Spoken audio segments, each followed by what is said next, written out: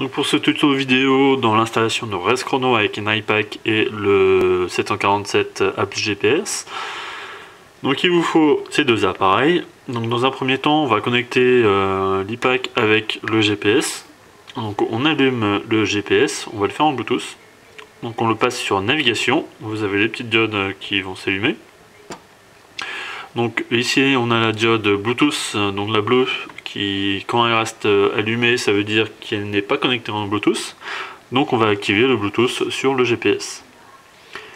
Donc vous passez par le menu ou par votre touche de raccourci. Vous activez le Bluetooth, donc l'icône ici doit être verte.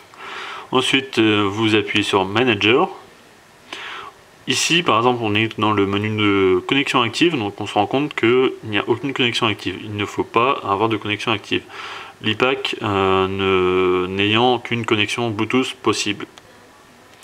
Donc on va dans Main Shortcut, ou ici pour vous ça va être New. Pour reconnaître la connexion Bluetooth du GPS, on sélectionne Explore Bluetooth Device. En français, explorer une connexion Bluetooth. Ou un périphérique Bluetooth. Ici moi donc je l'ai déjà connecté, donc elle est enregistrée en tant que raccourci. Donc je double-clique dessus. Voilà, là la diode Bluetooth clignote, donc ça veut bien dire qu'il est connecté en Bluetooth à un appareil. Et là on est bon, donc c'est bon, la connexion est connectée. Il faut savoir que le GPS, quand il est trop collé à l'iPack, la connexion Bluetooth est assez mauvaise. Du coup, il faut l'éloigner un petit peu. Voilà. Et là, la connexion Bluetooth est bien meilleure. Donc pour les raisons du test, on va le laisser à côté. On ferme ensuite le menu Bluetooth. Ensuite, après avoir installé Race Chrono, donc ici on est en Windows Mobile 5. Donc j'ai installé Race Chrono pour Windows Mobile 5. Je passe par le menu. On sélectionne Race Chrono par le menu, soit par voie raccourci. Par exemple, moi j'ai configuré une des touches sur Race Chrono, puisque l'iPack est spécifique à l'utilisation de Race Chrono. Sinon, on peut passer par le menu Programme. On descend, donc on a ici Race Chrono. On l'ouvre. Donc, petit conseil, ne pas utiliser Race Chrono quand on est au volant ou au guidon. On va passer par le menu Settings. Donc ici moi j'ai installé Race Chrono sur l'appareil, mais pour des raisons de stockage je préfère utiliser la carte SD comme support de stockage. Les unités on peut configurer suivant si vous êtes en Angleterre ou en France. Voilà. Différentes sélections. On va configurer également l'appareil GPS. Donc ici on pourrait avoir tendance à sélectionner Bluetooth parce qu'on est connecté en Bluetooth. Sauf que ici, l'iPack ne permet pas cela. Donc on va sélectionner le port serial, le port série. Et on va lui dire que le port série, pour l'iPack, c'est le port COM 8 qui est utilisé pour la connexion Bluetooth. Donc on sélectionne COM 8. Botrade, ça on laisse par défaut, il n'y a pas de souci, ça fonctionne. Le reste OBD2, donc on n'est pas connecté en OBD2. Si vous êtes connecté en OBD2, donc ça veut dire un câble diagnostic branché en USB ou tout autre appareil sur l'iPack, vous pouvez sélectionner l'OBD2. Data Locker, donc ça c'est Race Chrono qui va le faire, donc on n'a pas cette possibilité là pour le moment, puisqu'on veut directement afficher la connexion au GPS, le GPS qui ne fera que GPS.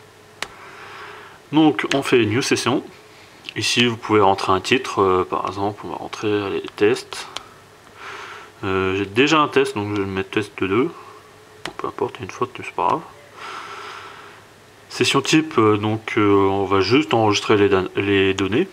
Vous pouvez également sélectionner un test de performance par exemple, ou une course. On va dire une course, allez.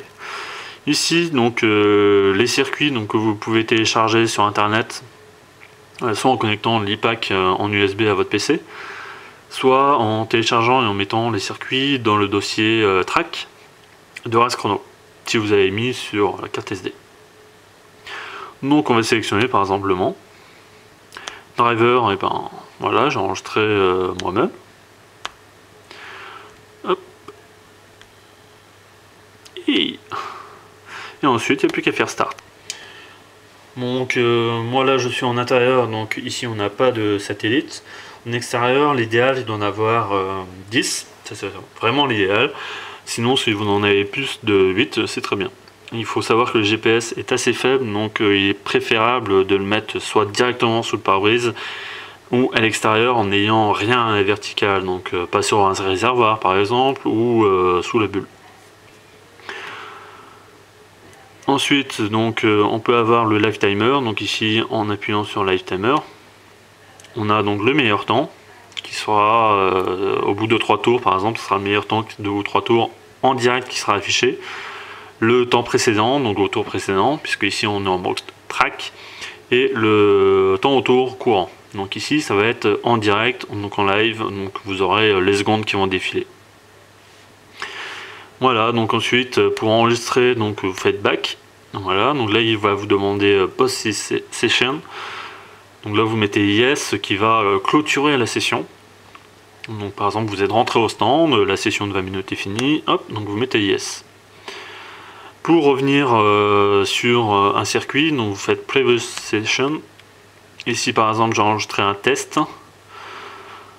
Et donc je vais juste visualiser la route que j'ai fait ainsi que les vitesses. Donc ici je clique, j'agrandis. Donc ici c'est un test totalement simple. Pour avoir les vitesses, donc on clique sur View Next. Et ici donc on a les vitesses. Si on défile ici le petit graphique en bas, donc on se rend compte que le curseur au-dessus défile.